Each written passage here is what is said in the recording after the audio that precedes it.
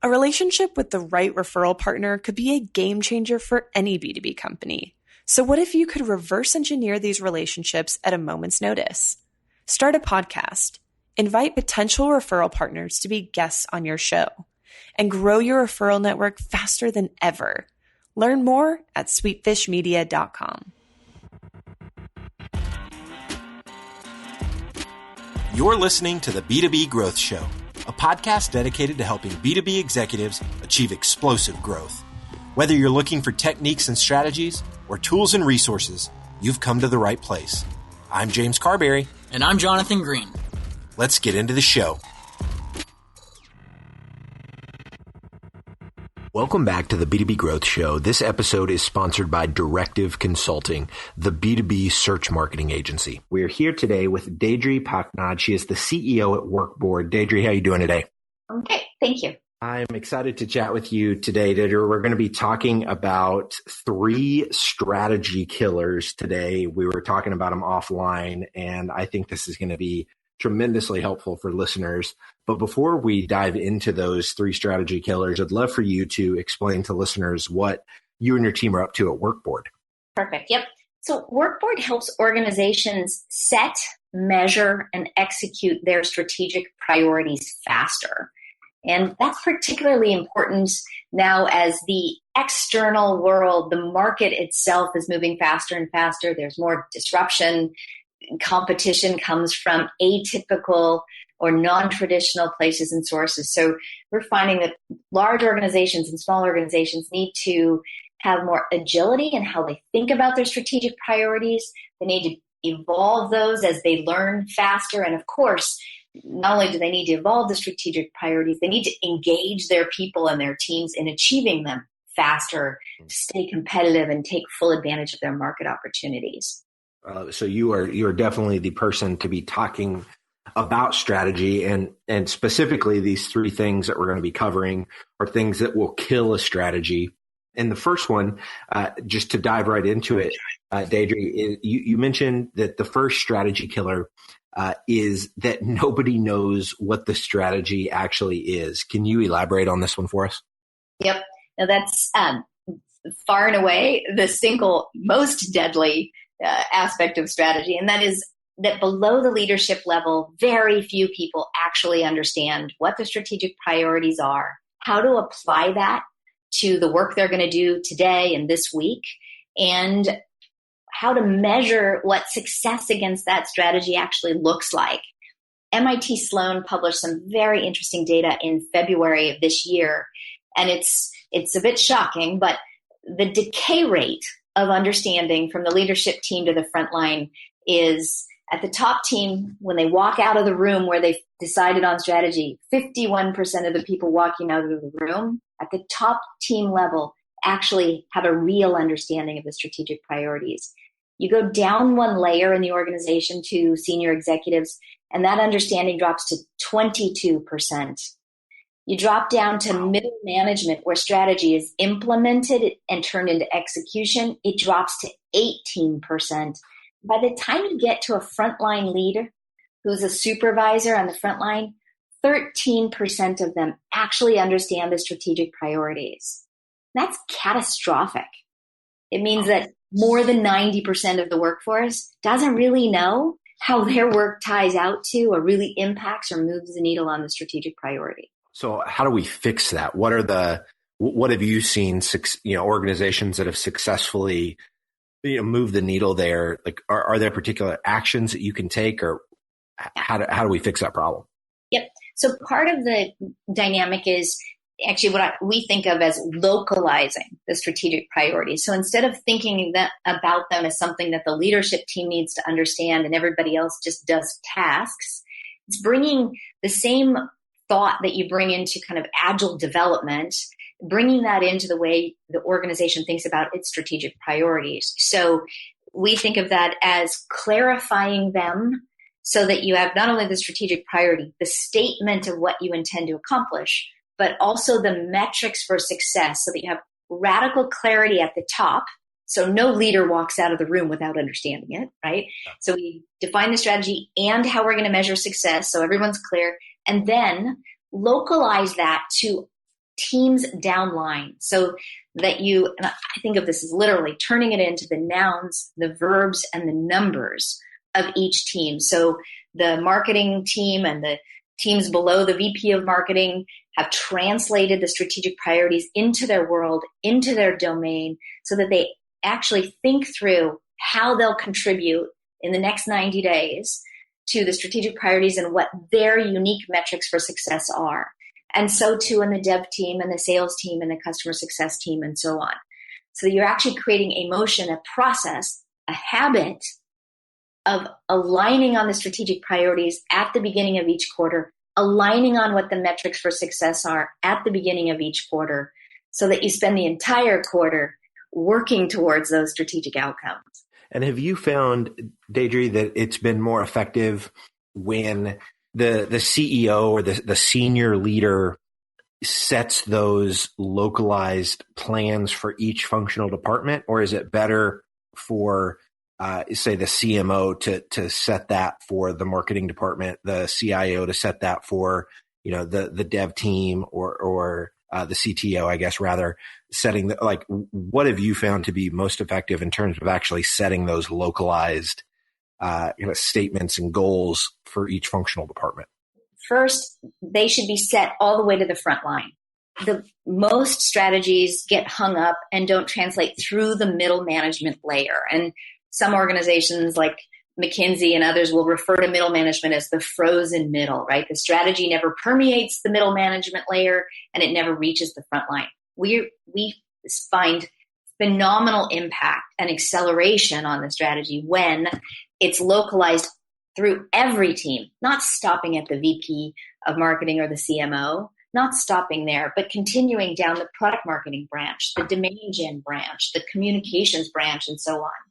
That translation to each team layer, each level in the organization, is where authorship and ownership come into play.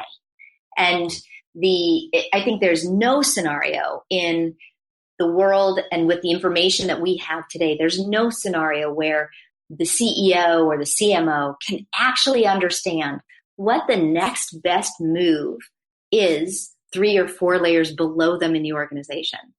So instead of trying to dictate what would be true at the front line or what the data will tell the people who've got more local expertise, more domain expertise, instead, the strategic priorities and the metrics at each level become guidelines for the level below to think through, okay, so given those guidelines, given those metrics, how would we dial that into what we do in this team, given our expertise, given our domain understanding, given the data we work with day in, day out, given our functional skill set, how do we dial it in?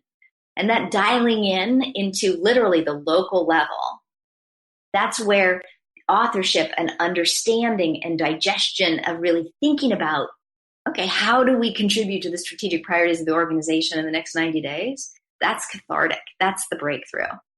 And so bring those to actually figure out for themselves kind of what their plan of attack is to reaching those strategic objectives. Yep, that's right. And what you're trying to drive is alignment with authorship. All right. So Deirdre, that makes perfect sense. The second one that you talked about, the strategy killer that you were telling me about offline, is that we spend too much time collecting data instead of spending the bulk of that energy acting on data. Can you elaborate on that for us? So there's, again, some not very happy data. This one from Harvard Business Review, that executives spend 40% of their working hours, 23 hours a week, in meetings that are internal. Those internal meetings are about the status and progress on their strategic priorities. And what is behind that amount of time that they spend in those meetings is 4 times that effort to compile that data and to prepare the 52-page PowerPoint that's going to be reviewed in the ops meeting every other week.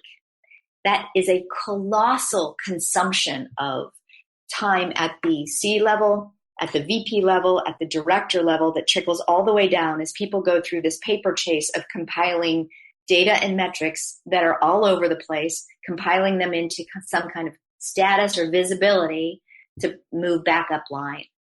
So we have an enormous effort to get transparency. And the problem with that is we spend all our time and our effort and the leadership time and effort getting the transparency. We don't have as much time as we should to act on the data that we get. So what you'd rather spend that 23 hours working on is improving decision quality right now, right? Making better choices about how to reallocate resources or respond to risks or overcome roadblocks, right? Or take advantage of new opportunities because you already have the data about progress on the strategic priorities and you already know this execution status. You know that in real time. You're getting 20 something hours back a week to act on the insights, right? Rather than trying scavenging for that insight. There's a data that around those meetings themselves, which is probably most indicative. 90% of meeting attendees daydream, 73% do other work in the meeting, and 23% of the 3 billion meetings that are had in the United States each year in business are irrelevant meetings. I feel like I was just having this conversation last week with someone who runs a remote team. And I know that me running a remote team, I don't feel like we have nearly as much waste because we don't have as many meetings. And so when we do have a meeting, I don't know, I feel like everyone in that meeting should be there. Have you found a difference between kind of remote, like do remote teams in general tend to do meetings more effectively than companies that have everybody under the same roof? No, I haven't found they tend to do it more effectively. And I say that with the context of working in a small organization, right? I'm in a startup now. This is my third startup. And I think at least in general, I find that startups tend to have fewer meetings than large enterprise. IBM acquired my last company. I was an executive there for 3 years. I ran a high growth business. And the number of meetings in a week was unbelievable. It was far more requests for meetings than there were hours in a given week, even in a long week. And those meetings were largely for determining the status of an initiative or the status of a project or the status against a set of numbers or a part of the plan. And all of the employees there were, of course, because it's an enormous company, right? It's 400,000 employees. The vast majority of people were not co-located. They were remote teams. And I think in part it is the complexity of getting a full picture in a large enterprise because a picture is more nuanced. There's more layer and more detail in the picture. And for most organizations, there is no place where systematically the strategy and the execution against it come together. So there is no other way to get status against our strategy without calling that meeting and getting everybody to sit around and read to each other, right? Read the PowerPoints to each other. And I think it's more of a size, scale, and complexity than it is remote or co-located teams. Today's growth story is about how a big data platform increased the efficiency of their lead gen campaigns in a matter of weeks. Delphix, the company in the story, had hired an agency to manage their Google ads a few years ago, but they weren't seeing the results they wanted to see. Being such a technical B2B solution, they set out to find a team that could take on their challenge. After countless proposals, they found the perfect fit, Directive Consulting, the B2B search marketing agency. In just 1 week after launching Directive's campaigns, Delphix saw their lead volume double and their cost per lead drop by 60%. I have a hunch that Directive can get these kind of results for you too, so head over to directiveconsulting.com and request a totally free custom proposal. That's directiveconsulting.com. All right, let's get back to this interview. So, Deirdre, is the solve there to have technology in place that allows you to spend kind of less time doing status updates and more time making decisions on the data that is being delivered to you without requiring a meeting to get that data? Yeah, our worldview, right, is that there should be there is a crucial stack for most companies that right now is filled with PowerPoints and people. And that stack is a strategy, operations, intelligence stack, right? Which is, where is it that we can go see the strategic priorities at the top level in each layer? Like, where is that transparent? What's our plan? What's our actual, right? Across the business. And how does each team come together into the whole, right? And that, we believe in 2018 should not be fractured in 10,000 pages of PowerPoint sitting on 50 different desktops, right? It should be something that's digital, that's intelligently automated, that's completely transparent. And with that complete transparency, we believe along comes continuous business reviews as a page, really, where you can see the strategic priorities, the metrics, the execution against them, the current risks, your dependencies and the risks 3 or 4 layers below you in the organization. That should be a running business review that's digital, not a monthly business review that is a gargantuan exercise for your organization in chasing facts and chasing data. All right, Deirdre, I want to dive into this third strategy killer as we wind down the interview today. As we were talking offline, you said that it's really hard to map the actions that are happening within an organization to the actual strategy. It seems like that has a lot to do with, what we've been talking about up to this point, just aligning, the execution to the strategy. Could you elaborate on this issue and how organizations can go about solving it for us? Yep. One way to think about aligning the project work and the actions that people take day to day to the strategy, it's like putting your money where your mouth is, right? If you've got a set of strategic priorities, and most organizations have at the top level 3 to 5, you want to make sure that what you people are doing during the week and during the month is actually aligned to those things that you say you want to achieve. And what gets complicated, right, the more layers you have in the organization and the less understanding you have about the strategy, is getting clarity on whether, the 300 or 400 projects that may be going on in the organization at a time, how those really align. Or whether, another example, whether the messaging and the PR plan that the marketing team has is really aligned to the new path to market that the strategic priorities are calling out, or whether that's really aligned to what product is building, or whether that's really aligned to what sales is out there trying to sell, right? That kind of alignment, does the work we're doing really tie out to the strategy, is very difficult to do without a systematic approach. I'll call it nearly impossible. And as evidence of nearly impossible, less than 20% of organizations actually achieve their strategy. And 80% of CEOs feel it's an enormous struggle to close the strategy execution gap. And it's because we close it with people in meetings, right? As opposed to creating a systematic visual linkage of this initiative, this work effort, this team's sprints to these strategic priorities that line all the way up to the organization's strategic priorities. I love it. So, Deirdre, as we close it down here, you've shared a ton of value. If there's somebody listening, Deirdre, and they want to stay connected with you, they want to learn more about Workboard, what's the best way for them to go about doing that? So, give me a shout out on Twitter. I'm at Deirdre. So DAY_DREE on Twitter. And of course, workboard.com.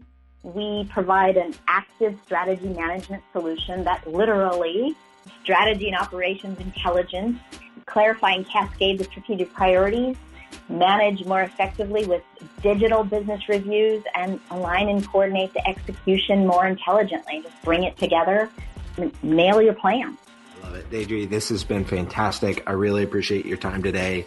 Thank you so much for hanging out with us. Absolutely. Thank you very much for the opportunity. There are lots of ways to build a community, and we've chosen to build the B2B growth community through this podcast. But because of the way podcasts work, it's really hard to engage with our listeners. And without engagement, it's tough to build a great community. So here's what we've decided to do. We're organizing small dinners across the country with our listeners and guests. No sales pitches, no agenda, just great conversations with like-minded people.